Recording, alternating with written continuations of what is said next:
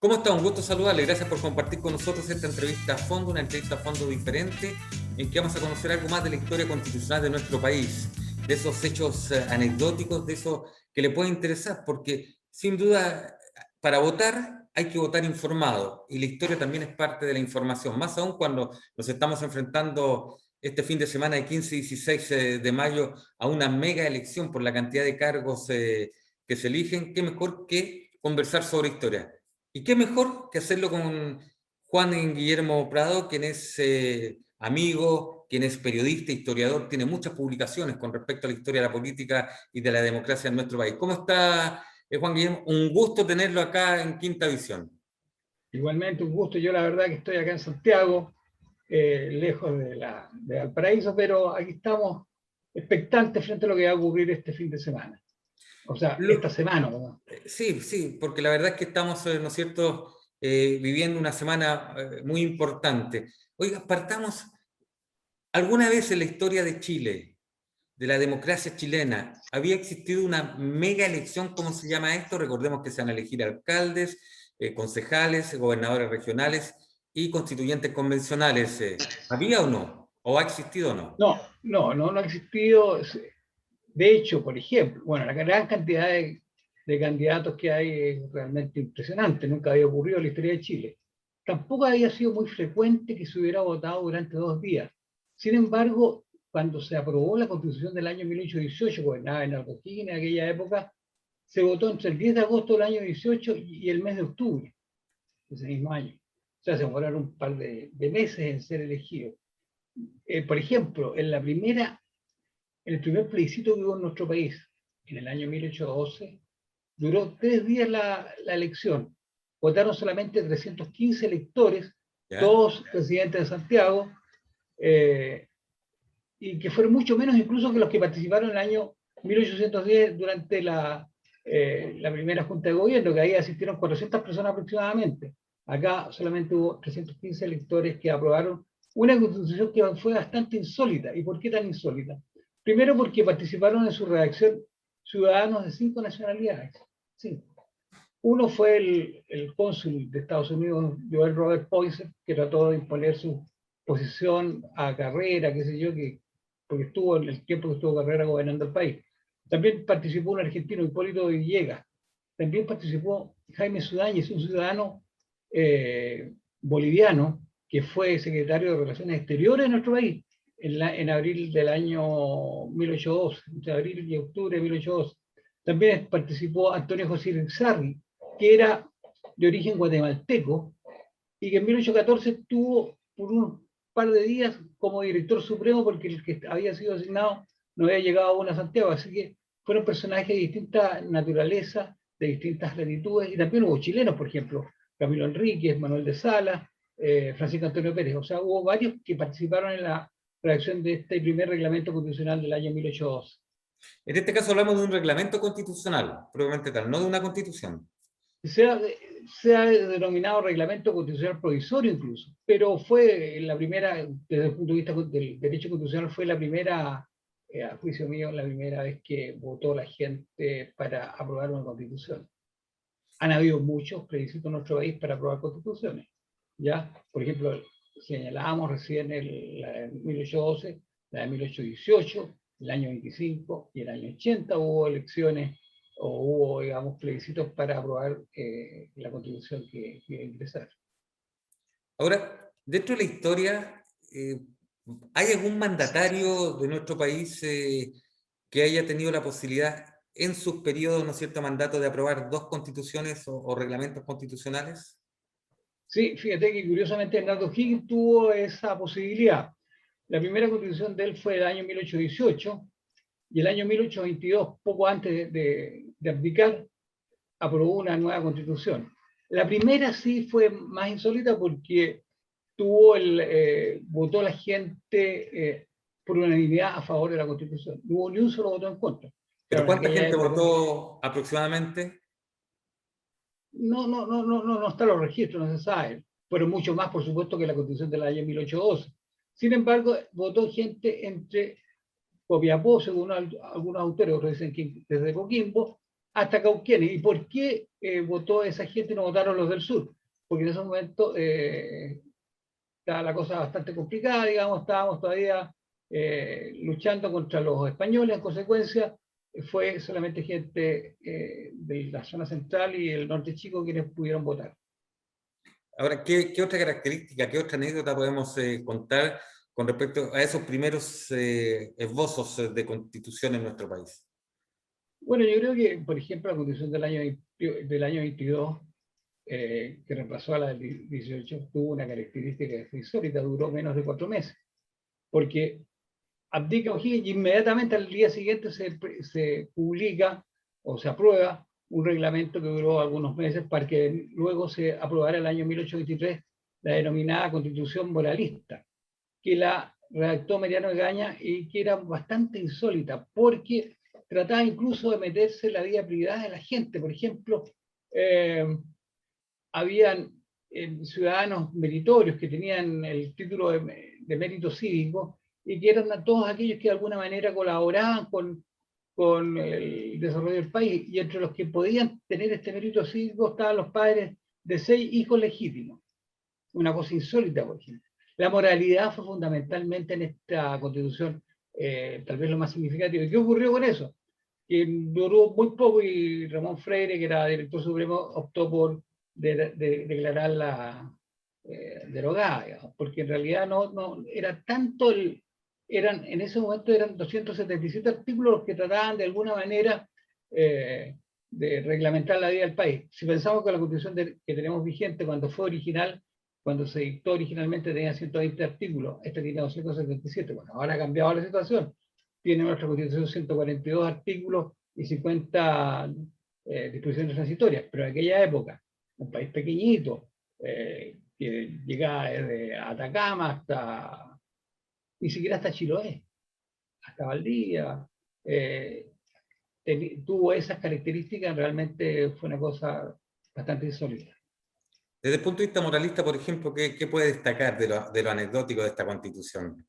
Bueno, como te señalo, el mérito cívico que se le da a determinadas personas, que eran quienes, por ejemplo, ayudaban a los pobres, a las viudas, quienes de alguna manera ejercían alguna nueva industria, inventaban algo a favor del pueblo, etcétera, etcétera. Entonces, fueron como ciudadanos de primera clase frente al resto de la ciudadanía. En aquella época hay que pensar también, no todo el mundo podía votar.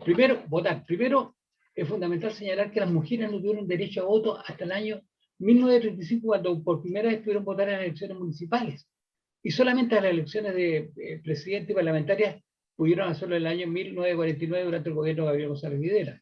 En consecuencia, en aquella época solamente, por ejemplo, podían votar los hombres mayores de 25 años que estuvieran solteros, perdón, los solteros mayores de 25 años y los casados mayores de 21 años, que tuvieran una propiedad, un capital, que trabajaran en alguna empresa, digamos, que tuviera el valor, el sueldo similar a la propiedad del inmueble que podía tener, porque tenían que tener un inmueble. Así que había una serie de características. Por supuesto, no podían votar quienes estuvieran condenados a pena aflictiva, quienes hubieran quebrado de forma fraudulenta, quienes hubieran sido naturalizados o hayan obtenido la ciudadanía de un país extranjero. Y fíjate, y esto que ocurre en 1823 le ocurrió a Andrés Bello. Andrés Bello tradicionalmente se ha dicho que recibió la nacionalidad chilena por gracia, y eso es una mentira. ¿Y por qué es un error? No, una mentira. Porque si bien es cierto, Andrés Bello se le declaró por gracia ciudadano chileno por parte tanto del Senado como de la Cámara de Diputados de la época, no es menos cierto que jamás esa aprobación se publicó en el diario oficial de la época, que no era el diario, no tenía el nombre de diario oficial, se llamaba El Araucano. Sin embargo, Andrés Bello, que era el redactor del Araucano, que podría haber publicado la declaratoria de nacionalidad por gracia que habría obtenido, publica poco después que le dan la nacionalidad por gracia en el mes de octubre, en el mes de noviembre de ese año, estamos hablando del año 22, un reglamento mediante el cual los extranjeros podían solicitar la nacionalidad como chileno, no nacionalidad por gracia, sino simplemente nacionalizarse chileno. Y el mismo año, en diciembre de ese año, si es que no me equivoco, el 8 de diciembre o el 7 de diciembre, se publica en el diario El Araucano la petición de nacionalidad de 5 extranjeros. Y uno de ellos era Andrés Bello. ¿Qué ocurre? Según la constitución vigente en el año 30 en Venezuela, quien pidiera la nacionalidad en país extranjero perdía automáticamente la nacionalidad venezolana. Ocurría con la constitución del año 23 acá y sigue ocurriendo con otras constituciones. En consecuencia, Andrés Bello sería hoy día jurídicamente solamente, a pesar de haber nacido en Venezuela o en Caracas, sería solamente ciudadano chileno y no venezolano. ¿Ya? Claro que si esto lo sabe Maduro le da lo mismo, pero esa es la verdad. Andrés Bello sería un auténtico ciudadano chileno porque él pidió la nacionalidad chilena, a pesar de que le habían dado la Cámara y el Senado la nacionalidad por gracia. Ahora, Juan Guillermo, hoy existe en el debate, ¿no es cierto? Y ya que estamos eligiendo constituyentes convencionales, ¿no es cierto?, para la convención constitucional, el debate del sistema que estamos utilizando político, ¿no es cierto? Y hay muchas críticas hacia el presidencialismo que en el último tiempo ha regido a nuestro país. Algunos hablan de un Estado federalista, otros hablan de un presidente con menores posibilidades. Cuénteme, desde el punto de vista histórico, ¿alguna vez hemos tenido una constitución federalista en Chile? No, no hemos tenido constitución federalista, pero en la década del año 1820, entre el año 20 y el año 30, hubo una gran corriente federalista, dirigida fundamentalmente por José Miguel Infante. Ellos en un momento dado triunfaron en el Congreso y pidieron, digamos, tener la posibilidad de redactar leyes en favor del federalismo. Por ejemplo, se crearon en aquel tiempo 8 provincias. Chile está fundamentalmente concentrado en Coquimbo, Santiago, por supuesto, y Concepción. Pero se crearon 8 provincias que estaban muy aisladas, en consecuencia no tuvo mayor, no habían caminos, regularmente la gente se comunicaba a través de los puertos. En consecuencia, estas 8 provincias no tenían vida propia, no podían hacer de este país un Estado federal. Y el federalismo, en consecuencia, no siguió. Y eso, ¿qué ocurrió? El año 1828 se reunió el Congreso Constituyente y se redactaron una nueva constitución cuyo principal redactor fue un español. Siempre han habido extranjeros, curiosamente, sí, o en nuestros primeros tiempos, extranjeros que estuvieron redactando constituciones. Y todo el mundo sabe que esa constitución de 1828 se redactó precisamente en Valparaíso. Perdón, disculpe que lo interrumpa. Usted se refiere a José Joaquín de Mora, que era español. Pero hay un tema importante y que fíjese que yo creo que incluso hay mucha gente en la región y en Valparaíso que no sabe. Porque detrás de la matriz, de la iglesia de la matriz, ¿no es cierto?, caminando unos metros, donde funcionó una comisaría de carabineros, hubo un convento en los primeros instantes, y ahí justamente se da un lugar histórico en lo que tiene que ver con la redacción de un tema constitucional ahí, para nuestro país, claro, en Valparaíso, en pleno barrio Puerto. En el convento de Santo Domingo de la época, situado en el mismo cerro, detrás, como tú señalabas, de la iglesia de la matriz, ahí se reunieron los parlamentarios en el año 1828. Redactaron la Constitución. ¿Y por qué se reunieron en este templo? Primero, no había en Valparaíso ningún lugar adecuado para que funcionara un congreso. Pero ¿por qué se vinieron a Valparaíso los parlamentarios en aquella época? Porque querían estar tranquilos. Yo no sé si Santiago debe haber sido muy bullanguero, no sé, la verdad, pero el argumento que se dio fue la tranquilidad de los parlamentarios para redactar la Constitución.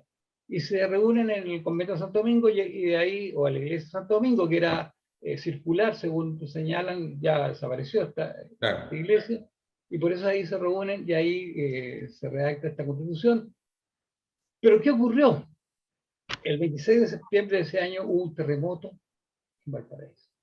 Y los parlamentarios, por unanimidad, al día siguiente, que era un día domingo, el día 27 de septiembre, optan por regresar a Santiago. Tiene que haber sido muy fuerte el terremoto que al día siguiente todos estuvieron de acuerdo en venirse a Santiago. Así que es un hecho insólito. Y esta constitución es muy importante porque fue tal vez la base de la constitución del año 1833, que es la que nos rigió hasta el año 1925. ¿Y por qué es tan importante? Por ejemplo, en esta Constitución el Parlamento se definen fundamentalmente las tres ramas del poder, que son el Ejecutivo, el Legislativo y el Judicial. Y en el caso concreto del Poder Legislativo, o el Congreso Nacional, se divide por primera vez entre Senado y Cámara de Diputados, y hasta el día de hoy así se mantenía. Ahora tú señalabas el tema del presidencialismo. La verdad que nosotros hemos tenido en general regímenes presidenciales. El 25 también fue presidencial. Pero, ¿por qué fue presidencial? Porque antes hubo una especie de anarquía con un régimen parlamentario que surge con la revolución del año 91. Ahí los parlamentarios no se ponían de acuerdo, fue todo un caos entre el año 91 y el año 25, que finalmente optó Arturo Alessandri por redactar esta nueva constitución, a la que convoca también a un plebiscito, y ocurren ahí hechos bastante insólitos. Por ejemplo, en el plebiscito del año 25 para aprobar la constitución que nos rigió hasta el año 80, votó solamente el 43,03% de la población. Claro que el 94% apoyó a esta nueva constitución. El 4,05% estuvo en contra de la constitución y se obtuvo una gran cantidad de gente, más del 50% de la gente no votó en esa consulta.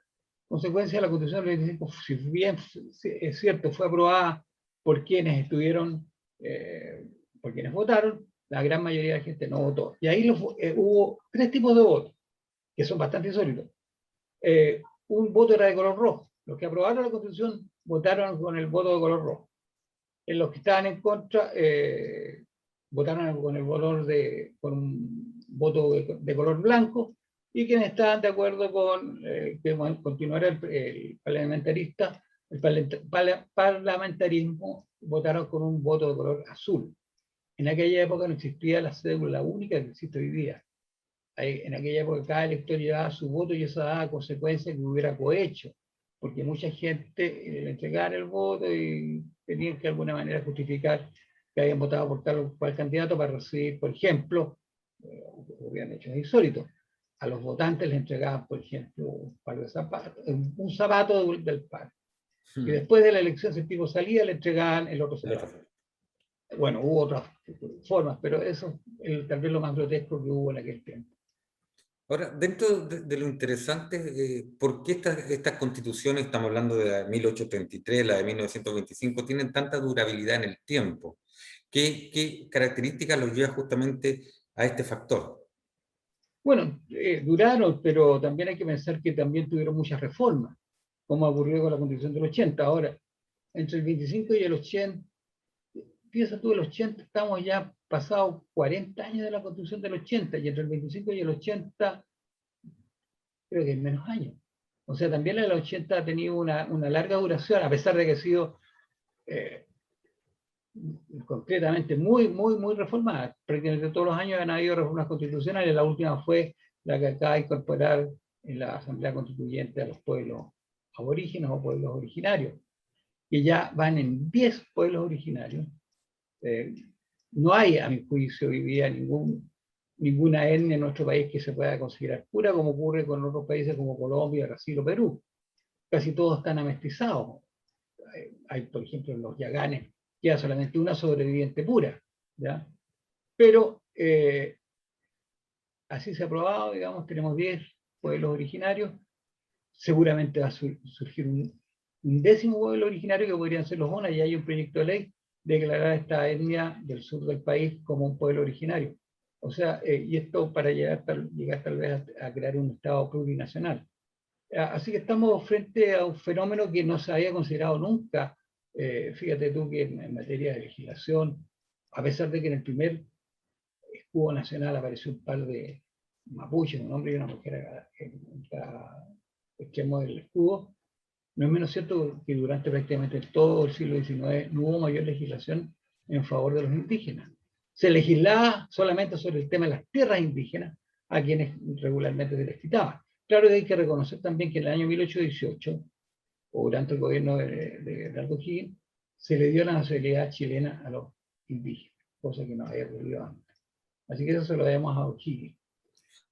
Pero en estas últimas décadas solamente los aborígenes han tenido algún tipo de consideración. se han dictado leyes en favor de ellos.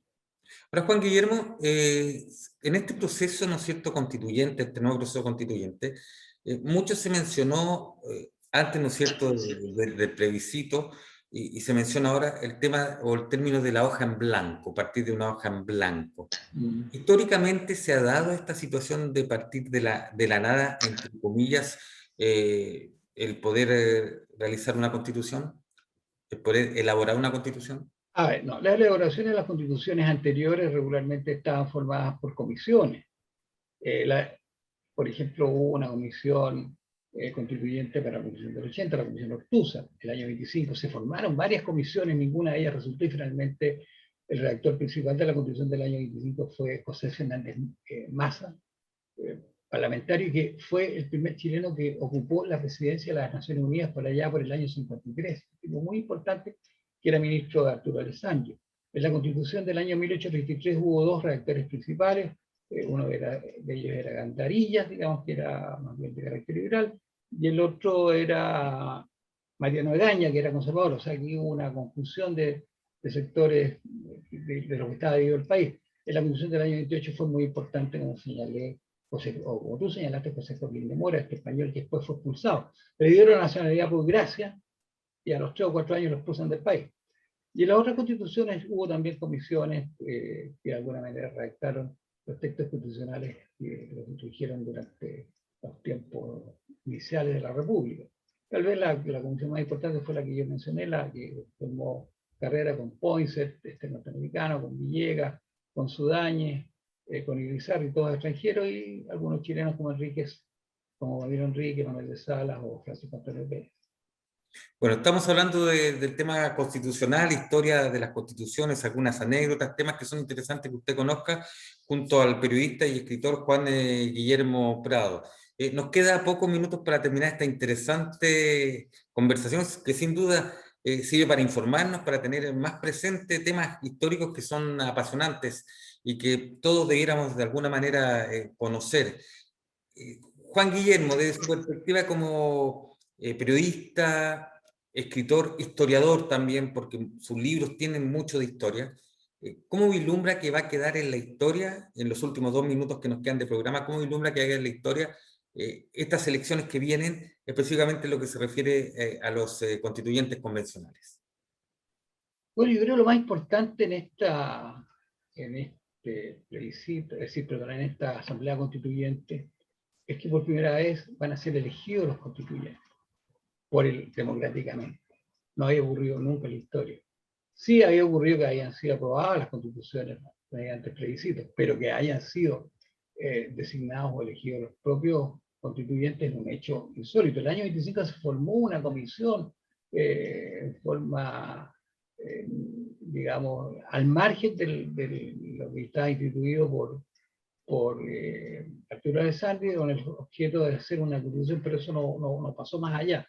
Cambio acá sí que yo creo que es más importante y va a ser también lo más relevante el hecho de que sean elegidos los constituyentes por elección por parte de los votantes.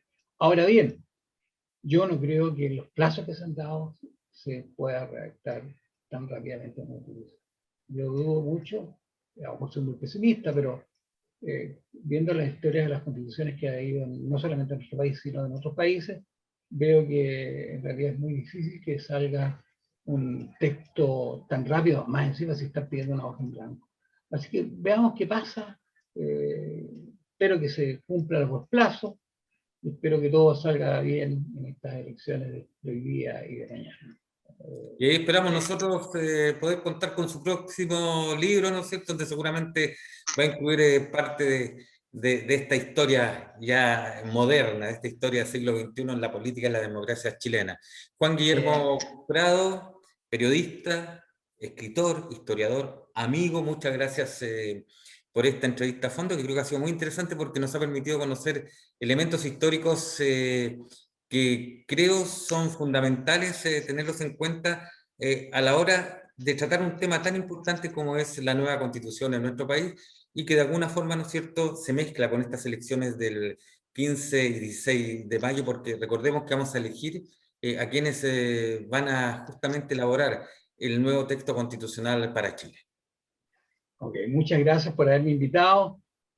Siempre hay algo interesante que conversar porque hay muchos aspectos de nuestra historia que son absolutamente desconocidos y les agradezco a Quinta Edición este encuentro. Muchas gracias. Gracias y a la distancia un abrazo y Un gracias por abrazo. esta conexión. Y a usted gracias por ser parte de esta entrevista a fondo de Quinta Visión, donde queremos que usted también se informe sobre aspectos relevantes de nuestra historia, la historia democrática, historia constitucional, por supuesto en lo que se refiere a este momento histórico que estamos viviendo en nuestro país. Que esté muy bien usted y su familia.